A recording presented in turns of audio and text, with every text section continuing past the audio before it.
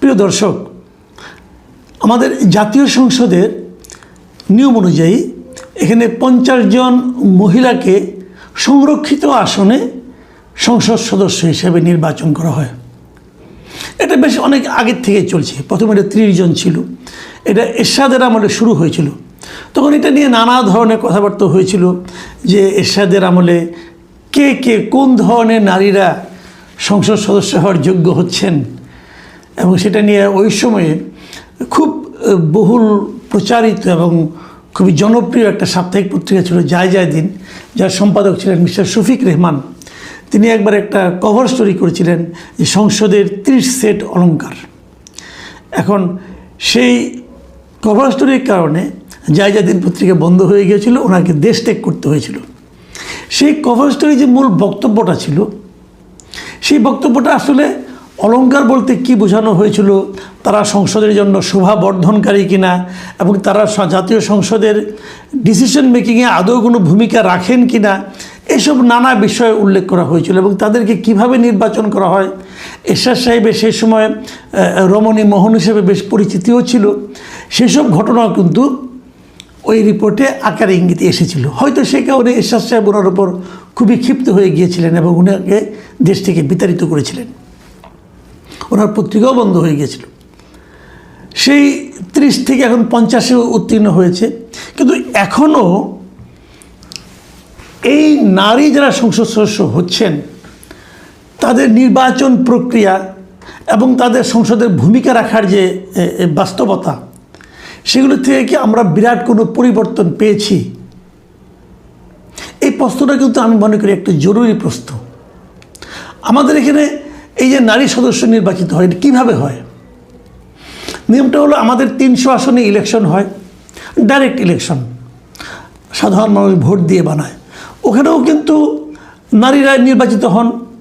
এবারে নির্বাচনেও অনেক নারী ইলেকশন করেছেন, জনগণ ভোট দিয়েছে, এবং কোনো নারী পুরুষ প্রার্থীদেরকে পরাজিত করে ইলেক্টেড হয়েছেন। একজন নারী তো আপনার দলের কোনো মনোনয়ন পাননি, স্বতন্ত্রভাবে নির্বাচন করে উনি কিন্তু জাতীয় প্রার্থীদেরকে হারিয়ে নির্বাচিত হয়েছেন। আমি ব্যারিস্টার রুমিন ফারহানার কথাই বলছি। আবার এই রুমিন ফারহানাই কিন্তু 2018-র যে সংসদ ছিল, সেই সংসদে সংরক্ষিত আসনে এমপি ছিলেন বিএনপির। তো এই বিষয়গুলো কিন্তু নানাভাবে আসে। কিন্তু আমার কথা হলো যে প্রক্রিয়ায় নির্বাচিত হন সাধারণত মহিলা এমপিগণ, সেই প্রক্রিয়াটাকে আপনাকে কতটুকু গণতান্ত্রিক বলবেন? এগুলো কি সাধারণ মানুষের ডাইরেক্ট ভোটে হন না, ওনারা এমপিদের ভোটে হন। যে এমপিরা থাকেন সংসদে, 300 এমপি আছে, এই 300 এমপি ভোট দিয়ে এদেরকে বানায়, 50 জনকে বানায়। হিসাবটা এরকম যে এটা একটু পরোক্ষ ভোট আর কি। এরকম হিসাব যে যেহেতু 300 এমপির জন্য 50 জন মহিলা এমপি, সেহেতু হিসাবটা এরকম যে প্রতি 6 জন এমপির জন্য 1 জন মহিলা এমপি পাবে।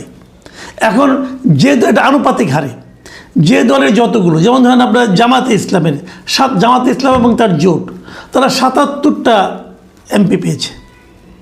এখন 77টা যদি আপনি এমপিকে যদি আপনি 6 দিয়ে ভাগ দেন, তাহলে আপনি পাবেন 13। তার মানে ওনারা 13 জন এমপি পাবেন এই জোট। তার মধ্যে এনসিপি পেয়েছে 6টা আসন, সেই হিসাবে এনসিপি কিন্তু 6 জনের জন্য 1 জন এমপি পাবেন, এটাই হিসাব। তো এক্ষেত্রে ইন্টারেস্টিং হলো, জামাত কিন্তু একটা গণতান্ত্রিক কাজ করেছে। সেই গণতান্ত্রিক কাজটা হলো, তারা তাদের জোটের যারা কোনো আসন পায়নি ইলেকশনে, তাদের জন্যও ওনারা 3টা এমপি আসন ছেড়ে দিয়েছেন।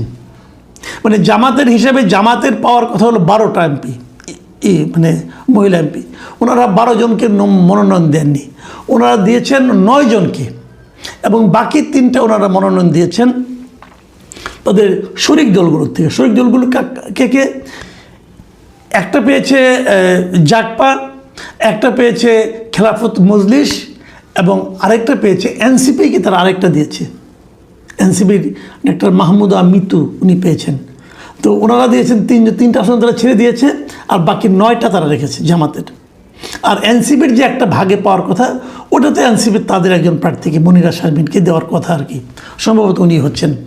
এইভাবেই 13টা, আর বাকি 36টা আসন কিন্তু পেয়ে যাচ্ছে বিএনপি। তো 13 আর 36 49, আরেকটা পাবে যারা নাকি স্বতন্ত্র নির্বাচিত হয়েছে তারা একজনকে, যে কোনো একজনকে তারা দেবে। এইভাবে কোটার ভিত্তিতে এই এমপিগুলো নির্বাচিত হয়। এখন প্রশ্ন হচ্ছে, এই যে নির্বাচিত হচ্ছেন এদের কাজটা কি? দেখেন 300 আসনের জন্য 300 জন এমপি আছে। এখন একজন মহিলা এমপি, ওনার জন্য কয়জন, মানে 50 জন এমপির জন্য 64টা জেলা, তাহলে 50টা জেলায় 50 জন থাকতে পারবে, তাহলে আর 14 জেলার কী হবে? তখন এই নিয়মটা করা হয়েছে যে কেউ 2টা জেলা পাবে, ছোট ছোট 2 জেলা, কেউ 1টা জেলায় পাবে। এইভাবেই তারা ভাগ করা হয়। এখন ওই এক জেলায় মনে করেন 4টা সংসদীয় আসন আছে, অথবা 8টা সংসদীয় আসন আছে, থাকতে পারে। তো সেখানে কিভাবে এটাকে আপনি হ্যান্ডেল করবেন, এই বিষয়গুলো নিয়ে কিন্তু একটা জটিলতা আছে। এবং এই যে মহিলা এমপি নির্বাচিত হচ্ছে, এটা কিন্তু আমাদের সংবিধানের আলোকে হচ্ছে। সংবিধানে বলা হয়েছে যে মহিলা এমপি নির্বাচন করতে হবে 50টা, কিন্তু এটা বলা হয় নাই তাদের কাজটা কি। সংবিধানে কি বলা হয়েছে? বলা হয়েছে যে সংরক্ষিত আসন থাকতে হবে এবং সেটির সংখ্যা বিভিন্ন সময় পরিবর্তন করা হবে। আগে ছিল 30টা, তারপর হয়েছে 45টা, এখন হয়েছে 50টা, আগামীতে আরও বাড়তে পারে। তো কিন্তু তারা আসলে কি কাজ করবে, তাদের কাজটা কি হবে, এটা সংবিধানে কোনোভাবে ক্লিয়ার করে লেখা নাই। তার মানে সরকার তাদের অনুগ্রহ করে, দয়া করে যতটুকু কাজ দেন ওনারা ততটুকু কাজই কেবল করতে পারেন, এর চেয়ে বেশি কিছু না। এটা আসলে ওই যে একবার শফিক রহমান অলঙ্কার বলে বিপদে পড়ছিলেন, আমি অলঙ্কার বলতে চাই না, কিন্তু মূলত এটা শোভাবর্ধনের মতোই আমার কাছে মনে হয়, 2-1টা ব্যতিক্রম ছাড়া। তো এরা আসলে, তবে সংসদে যখন তারা বসবে, তারা কিন্তু সংসদে ওই ভোটের ক্ষেত্রে সমান ভোট, পুরুষ এমপির যে ভোট তারও সেই সমান ভোট, পুরুষ এমপিরা অতটুকু আলোচনা করতে পারবে, মহিলা এমপিরাও সেই সমানভাবে আলোচনা করতে পারবে, তারা বিভিন্ন পয়েন্টে কথা বলতে পারবে। এইগুলো জায়গায় তাদের পাওয়ার ঠিক আছে। বেতন ভাতা পুরুষ এমপিরা যেরকম পাবে, মহিলা এমপিরা ওরকমই পাবে, কাজে ওই জায়গায় কোনো সমস্যা নাই। কিন্তু নির্বাচন প্রক্রিয়ায় সমস্যা। এই নির্বাচনটা ভালো হতো যদি সরাসরি ভোটের মাধ্যমে হতো। নানা রকম প্রস্তাব কিন্তু ছিল, এবার যে সংস্কার প্রস্তাব ছিল সেখানে কিন্তু নানা ধরনের প্রস্তাব ছিল, কিন্তু বেসিক্যালি বিএনপির মানে আপত্তির কারণে সে সমস্ত প্রস্তাব খুব একটা হালে পানি পায় নাই। একটা প্রস্তাব তো আমার খুবই পছন্দ ছিল, সেই প্রস্তাবটা এমন ছিল যে মহিলা এমপির সংখ্যা আসতে 100 করা হবে। 100 করে হলে এই 100 তারা বলতে যাচ্ছে যে এই যে আমাদের যে 300 আসন আছে, এই আসনের সংখ্যা বাড়াই দিচ্ছে, তারা 400 করবে, 400 আসন করবে, এবং এদেরকে ঘুরিয়ে ঘুরিয়ে করবে। ঘুরিয়ে ঘুরিয়ে কীভাবে? যেমন আমি উদাহরণ দিয়ে বলি আপনাকে, যেমন ধরেন এখন 100, এই 400 আসনের মধ্যে 100 আসন ঠিক করবে যে এই 100 আসনে কেবল মহিলাই প্রার্থী থাকবে, কোনো পুরুষ প্রার্থী থাকবে না। সব দলের ক্ষেত্রেই 100টা আসন তারা ঠিক করে দেবে যে এই 100টা আসনে সমস্ত দলকেই কেবলমাত্র মহিলা প্রার্থী দিতে হবে। তাহলে মহিলা প্রার্থীর সঙ্গে অন্য দলের মহিলা প্রার্থীর একটা ভোটের লড়াই হবে।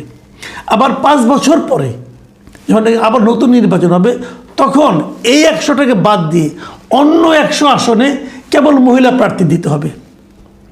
এই যে সংরক্ষিত 100 আসন করে মহিলা প্রার্থী দিতে হবে, এইভাবে ঘুরে ঘুরে ঘুরে ঘুরে 4টা টার্মে সমস্ত দেশেই কিন্তু মহিলারা কেউ না কোনো, মানে একটা জায়গায় 100 জন করে মহিলা এমপি হবে। এই নিয়মটা আমার কাছে খুবই পছন্দ হয়েছিল। এর বাইরেও যে মহিলা প্রার্থী হতে পারবে না তা না, তাও পারবে। এখন যেরকম অনেকে মহিলা প্রার্থী হন, ওরকম তারা মহিলা প্রার্থী হতে পারবে, কিন্তু ওই 100 আসনে কোনো পুরুষ প্রার্থী দিতে পারবে না। এরকম নিয়ম কিন্তু ভারতের সংসদ নির্বাচনে নাই, কিন্তু ওদের যে স্থানীয় সরকার নির্বাচন সেখানে এই ধরনের নিয়ম কিন্তু আছে, যে বিশেষ বিশেষ এলাকা থাকে যে এই 5 বছর এই এলাকায় গেলে মহিলা এমপি হবে।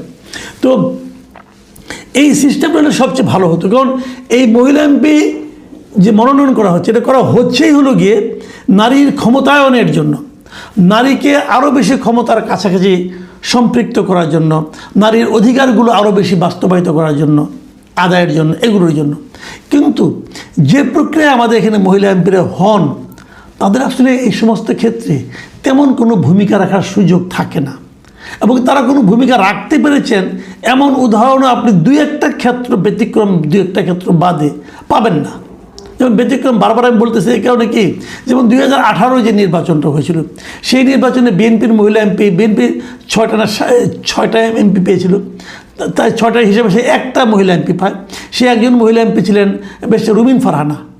এবং আমরা দেখেছি ওই 6 জনে মিলে যা করেছে তার চেয়ে বেশি ভূমিকা এক রুমিন ফারহানায় রাখছিল 2018 আমরা সংসদের কথা যদি বলি। কাজে দুই একটা ব্যতিক্রম আছে, কিন্তু এছাড়া মহিলা এমপিরা নারীর ক্ষমতায়নে খুব ভূমিকা রেখেছেন এরকম অন্ততপক্ষে আমি দেখিনি। একটা বিষয় খুব ইন্টারেস্টিং, এটা বলে আমি শেষ করি। এইবার যাদের নাম দেখলাম, বিএনপি তাদের 36 জনের নাম ঘোষণা করছে, জামাতও ঘোষণা করছে। জামাতের একটা প্রথম থেকে বলা হচ্ছিল তাদের কোনো কেন্দ্রীয় নেতৃবৃন্দ কোনো কোটার ভিত্তিতে কাউকে তারা দেবে না, এমপি বানাবে না, কোনো এমপির আত্মীয় স্বজনকে এমপি বানাবে না। এবং যতটুকু আমি জেনেছি তারা সেটা মেনটেন করেছে, তারা রেখেছে। এমনকি এই যে বর্তমানে যিনি আমির আছেন, ওনার ওয়াইফ কিন্তু অনেক আগে একবার মহিলা এমপি ছিলেন, এবারও উনি একজন ভালো প্রার্থী ছিলেন, কিন্তু যেহেতু উনি আমিরের স্ত্রী, অতএব তাকে কিন্তু মহিলা এমপি হিসাবে মনোনয়ন জামাত দেয়নি। মানে জামাত এক্ষেত্রে কঠোর গণতান্ত্রিক একটা মনোভাব তারা পোষণ করেছে এবং তার বাস্তবায়ন তারা করে দেখিয়েছে। কিন্তু এই জিনিসটা আমরা আবার বিএনপিতে দেখতে পাই নাই। বিএনপিতে কিন্তু আত্মীয় স্বজন, কে কার মেয়েটে, এগুলো মানে বিবেচনায় নেওয়া হয়েছে এবং বিচিত্র বিচিত্র নামও এখানে দেখতে পেয়েছি আমি। যেমন ধরেন একজন এমপি, নরসিংদীর এমপি খায়রুল কবির খোকন, ওনার স্ত্রী শিরিন সুলতানা, উনি মনোনয়ন পেয়েছেন। একজন মন্ত্রী নিতাই রায়চৌধুরী, তার কন্যা নিপুণ রায়চৌধুরী, উনি মনোনয়ন পেয়েছেন। তারপরে আরও দু একজন আছেন যারা নাকি মনোনয়ন পেয়েছেন, যেমন চট্টগ্রামের সাবেক এমপি ও হুইপ ছিলেন যে সৈয়দ ওয়াহিদুল আলম,